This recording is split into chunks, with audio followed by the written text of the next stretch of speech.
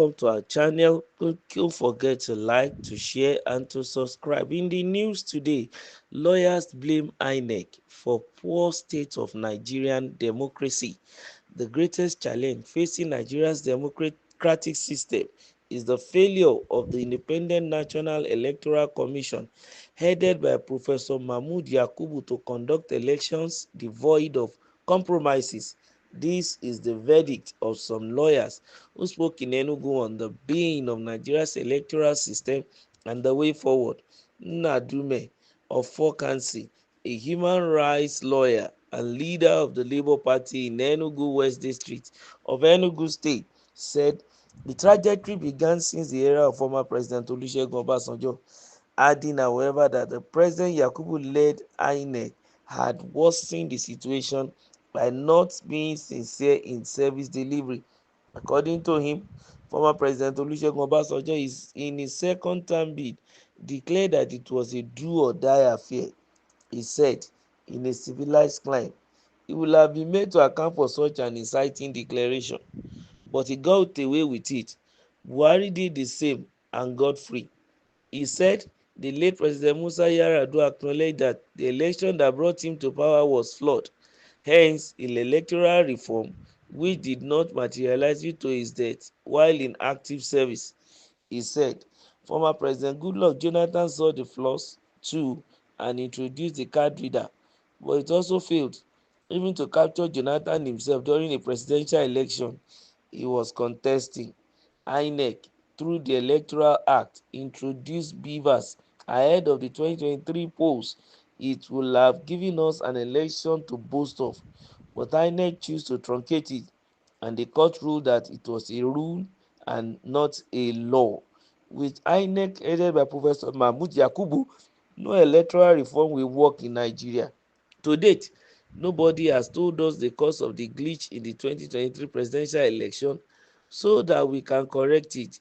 If Nigeria's electoral handlers are not sincere, nothing good will come out of the country's electoral system. He said, for the country's electoral system to be functional, INEC, the Nigerian Electorate, and the judiciary should change for the better. In his words, Ghana recently held its presidential election. To date, we are not aware of those that went to court to contest the outcome. Donald Trump won in the US. I have not heard of anyone contesting it. This is because of the system in our case. Will the judiciary be allowed to do the right thing? A former member of the Enugu State House of Assembly and constitutional lawyer, Chief Nwabueze Ugwu, advised Nigerians to be more politically conscious. According to him, Nigerians don't insist on abiding by the rules of the election.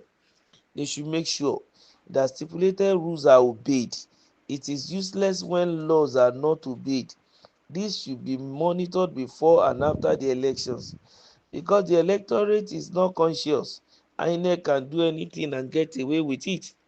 And our legislators do the worst. They want to enrich themselves. They want contracts to be awarded to them or their cronies. Otherwise, when judgments are delivered in courts, it is the mandate of the legislators to ensure that the loopholes identified in courts are blocked through legislations ahead of the next elections. Of course, when elections are conducted according to the rules, there will be no need to go to court. But in Nigeria, even council elections are contested at the tribunals because the results always have question marks. Oh yes, most of the time it is the actors in election that truncates the election almost of the time. In this situation, INEC is being pinpointed, but in reality it takes two to tango. In fact, in this situation, if there is anything like taking 3, 4, 5, 6, 7 to tango, I think that should be the right statement, because INEC is not the only actor that is participating in this electoral process. The whole thing started from INEC to the political parties, then to their agents, then to the electorate, then to the, of course, law enforcement agents, including also the other public sector people involved like the transporters too. All these are actors participating in an electoral process. So if an election is going to be free and fair, all hands are supposed to be on deck. For example, let's look at the case of a driver who is hired to transport the electoral material. After he has done his job, he has gone. Another driver from another place is being hired by enemies of progress to go to be carrying them about in order to snatch ballot box. If the other driver rejected and said no, I will not be involved in carrying you around to truncate election, then those people won't be able to move around as it were. That's number one. That's on the part of a driver who is not even going to touch any electoral material. He's not even involved. He's not the one carrying them. That's number one. Number two, of course, the people.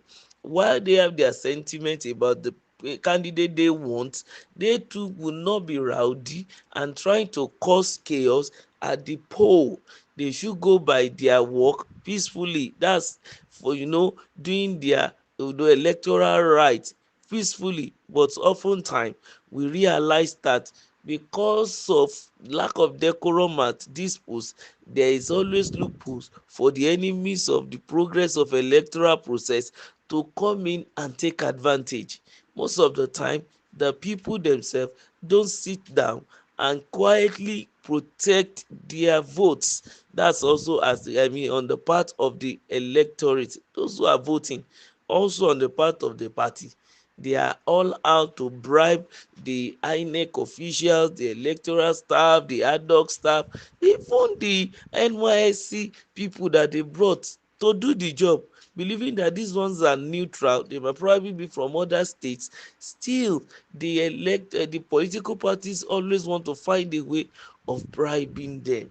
And if they compromise also, which some do, of course it's going to affect the process. As an umpire who is supposed to conduct an election, you have been compromised. Why are we going to have a good election? And it moves from there even to the tribunal. And then if those ones who are compromised, of course the process will be affected.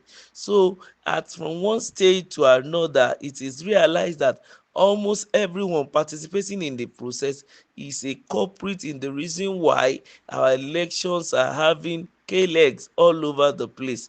But then we can learn, we can improve. As days go by, at least the Inec chairman also saw something in Ghana and he commented.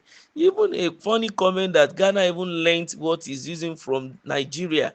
You should go and sit down and make sure that if that thing works for Ghana, you should work out how it's going to work for Nigeria so that we can have a better election in 2027. Continue to like, remember to subscribe, and don't forget to share.